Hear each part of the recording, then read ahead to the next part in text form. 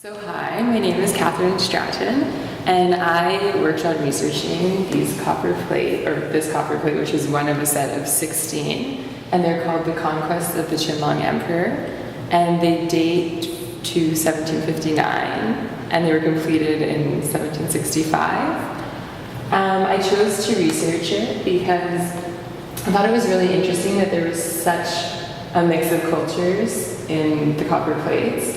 So the court itself was multicultural because it was ruled by Manchus at the time rather than Chinese, and there were Jesuits present at the court, and they brought with them European influences. So I compared this copper plate to this print by Piranesi, and in both of them there are elements like architecture, and Piranesi did this to make sure that the monuments would live on forever.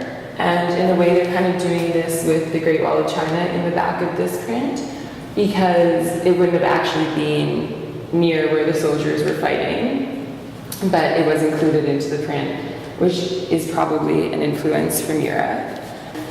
In Chinese painting, it was more about the process and not as much about having a realistic moment depicted.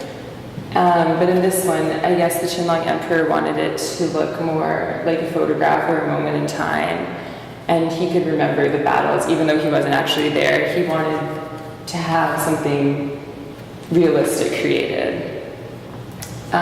Okay, so there's also elements included that would have probably not been realistic, such as all of these men and goats being lined up, and just everyone standing in their own groupings. These also were engraved in France, which is because there was not really copper plate engraving being done in China at the time. And so that's another interesting aspect of these, is that not only were they influenced by Europe, but they were also made in Europe and then sent back to the Beijing court.